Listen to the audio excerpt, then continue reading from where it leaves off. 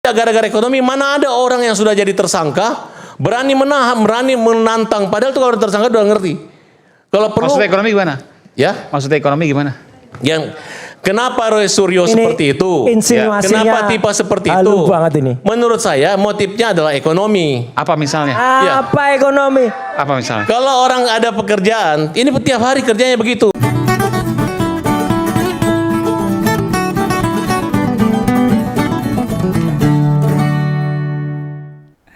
Oke, ini Om Begawan kan sudah lama nih nggak ngangkat topik tentang ijazah. Ya, ijazah palsu atau asli. Tapi bukan berarti nggak memperhatikan perkembangannya. Semua tetap tak pantau.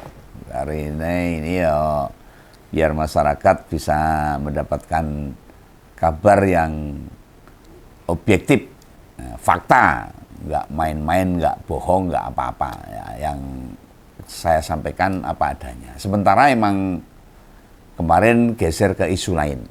Kenapa begitu? Lah progresnya ora eneng kok. Mandek neng kono tok. Berhenti. Malah sebenarnya kalau yang kita lihat bukan hanya ditangani Polda Metro pada 6 tersangka. Sidang CLS di Pengadilan Negeri Surakarta di Solo sana ya tambah soyo lucu. Tapi saya takut ketawa. Nanti dikira mengejek. Loh, kesaksian teman KKN itu memberatkan Jokowi loh. Katanya selama KKN nggak pernah lihat Jokowi pakai kacamata. Ini kan aneh. Lawong kesehariannya nggak pakai kacamata, tiba-tiba ijazahnya pakai kacamata, ini kan lucu ini. Dia nggak ngerti kalau baca atau di kamar. Mungkin loh nggak ngerti. Sopo ngerti pakai kacamatanya dipakai, pakai kacamata baca. Tapi apa ya mungkin. Zaman dulu itu bila orang memang berkacamata ya nggak dilepas-lepas. Dipakai terus tiap hari. Nah ini katanya nggak pernah lihat tuh teman-temannya Jokowi pakai kacamata. Jangan-jangan bukan Jokowi. Oh iya, masih ada sidang terkait sengketa informasi di Komisi Informasi Pusat. Pas kemarin atau Selasa kalau nggak salah itu, yang diminta kesaksian itu ahli. Itu ex-ketua Komisi Informasi, Mas Alam Syah namanya. Dalam kesaksiannya beliau bertutur, siapapun yang jadi pejabat publik, maka hak atas informasi diri berkurang. Publik berhak untuk tahu, kudu komplit. Nah, tentang kualifikasi pejabatnya, tentu yang diakses, yang bisa diakses, yang tidak berkaitan dengan sesuatu yang melanggar hak juga. Jadi ora kabeh. Nah, sudah semua tampak begitu. Nongol pemain baru yang gak kalah lucu. Mulane Sri Mulat sekarang wis ora tahu muncul, sebabnya ada hal yang lucu-lucu seperti ini. Nanti saya bilang Sri Mulat ono sing ngamuk. Maksud saya ini lebih lucu itu. Siapa dia? Dia adalah Farhad Abbas yang sempat tampil di acaranya Mas Aiman Wicaksono yang hampir seangkatan orang baru pembela ijazah itu. Selain Farhad ada juga itu David Pojung. Tapi kali ini aku mau ngebahas logika berpikirnya si ex suaminya Nia Daniati. Penyanyi yang imut-imut itu. Gelas-gelas kaca, yang itu lagunya. Loh, cara dia menata logika di dalam kepala ora beda karo para YouTuber. Pembelanya Jokowi. Penuh asumsi dan imajinasi aja. Di acara Mas Aiman kemarin itu, kok yo iso-isone, kok bisa-bisanya dia menyimpulkan bila yang ngusung isu ijazah itu punya motif ekonomi, walah dul. Om Begawan yo kadang-kadang ya bingung tuh melihat para relawan mereka yang dipanggungkan tuh sering logikanya patah banget toh. Kok patah? Parah banget toh. Ngawur. Lu mau tahu kenapa? Tudingan bermotif ekonomi itu gak masuk akal. Pertama, berarti dia ngerti dong Pak Egy sama Pak Damai mau berdamai sama Jokowi. Gegara hal yang sama. Artinya apa? Gimana mau ngebantah itu? Wong pas Pak Egi ke Kuala Lumpur langsung naik mobil mewah. Warnanya merah. Dan itu beneran mobil dia, ada STNK-nya. Sampai sekarang 2 orang ini kan koyo diangslup nih, ambles bumi. Kalau saya bilang ya orang-orang yang pengecut, pengkhianat bagi teman-temannya. Secara umum narasi yang dikembangkan para relawan Jokowi serentak bila yang bersangkutan membuka peluang pintu damai. Siapa yang harus damai? Ini bukan masalah damai atau tidak, ini masalah masyarakat butuh informasi yang benar bahwa presiden kita dulu punya ijazah asli atau tidak. Selesai masalahnya. Aneh ya? Wong 3 orang di klaster 2 sudah bersepakat. Maju terus. Kenapa isu itu tetap dinaikkan? Ya kalau memang bermotif ekonomi, Om Begawan rangandel ora percaya. Sebab Mas Roy, Dr. Tifa, Bung Rismon itu punya aktivitas sendiri. Mereka mesti bukan pengusaha, tetapi juga bukan wong melarat. Mereka orang cukup. Bila disandingkan dengan Sugi Nur sama Bambang Trio jauh. Di sini terlihat Farhad memang hobinya nuding, nuduh, menjustifikasi, bikin asumsi yang justru berbahaya buat orang yang dia bela. Sampai juga nyebut cari duit dari jualan buku. Loh. Ya gitu itu, wong sing nggak mudeng. Tapi omongannya sok-sok tahu banget, sok tahu gitu loh. Jualan buku itu royaltinya gak gede bos, kecuali buku itu meledos.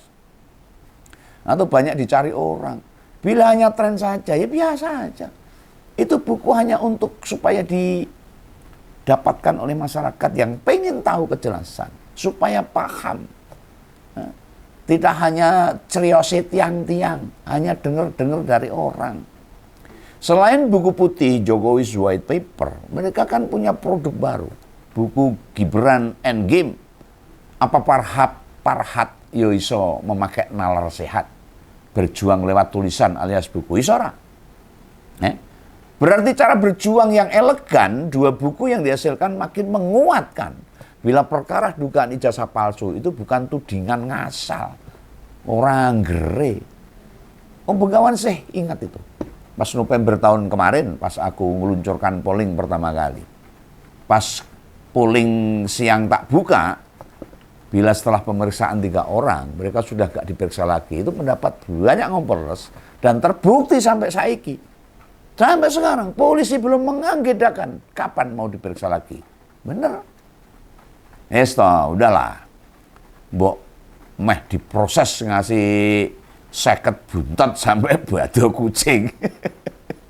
Yang repot ya Pak Polisi sendiri. Kasus ini seperti yang terjadi di Es Gabus.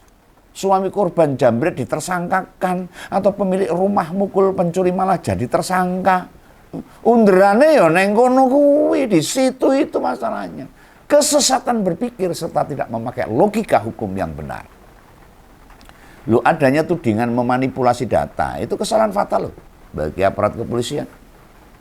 Nah, ini kalau ngomong ke polling, kemarin saya belum merilis hasil polling 4 hari ngompol.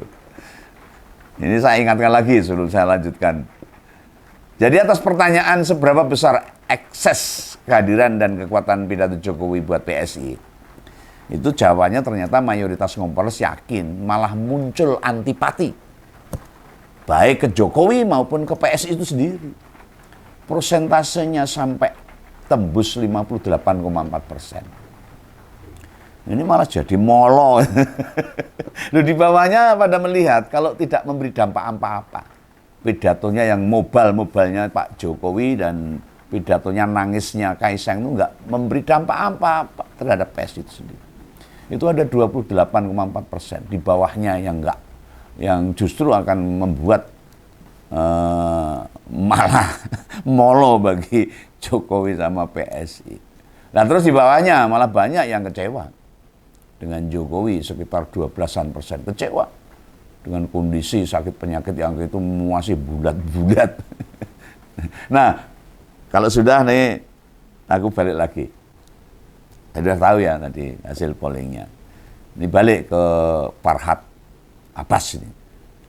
Sebenarnya tidak hanya dia saja yang marahi guyu, melucu masalahnya, marahi ketawa kepingkel-pingkel. Naik mentas di panggung, itu dilihat se-Indonesia tuh, karena ada di media TV itu.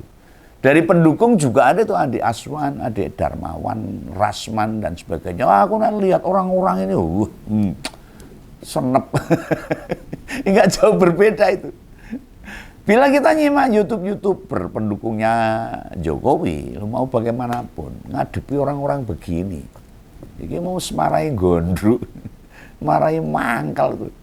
Dijelaske ngeyel, didiamkan merasa benar. Lah kan gawe mangkel tok gitu tuh. Mungkin pas dulu jadi masih berdampingan dengan Nia Daniati, hidupnya lumayan penak waktu itu. Tapi setelah itu langsung pakai masalah gitu. Artis-artis yang dulu sering pakai dia buat jadi lawyer, banyak yang berhenti. Intinya banyak keruwetan. Loh gimana kalau kita melihat faktanya seperti itu? Siapa yang mau pakai itu? Ini tenan ini, saya bukan meremehkan. Simak aja lah pas dia bicara. Malah kita sing wedi takut. Mergo akeh kepleset kalau ngomong tuh. Andai memang isu ini sejak awal didesain buat ekonomi, media perjuangan mereka itu gak lewat medsos atau channel YouTube. Mereka pilih mendatangi Senayan, ketemu partai, lalu datang ke pengusaha-pengusaha kelas kakap. Tak luput juga ke kementerian-kementerian. Dan semua itu tidak dijalani. Lah baru sekarang, para pengusung ijazah itu mengirimkan buku-buku ke elit politik. Gunanya untuk apa?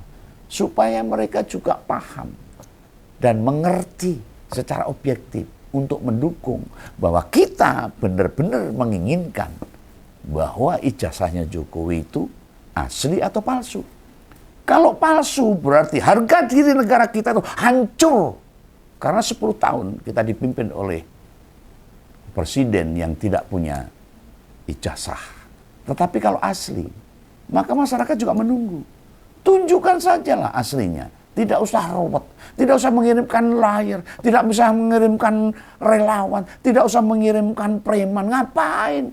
Tidak usah bayar sana sini, tidak usah mengirimkan para YouTuber, medsos dan sebagainya. Nggak perlu. Oke ya. Jadi kita tunggu aja perkembangan ijazah Jokowi palsu atau asli. Salam begawan. Dadah.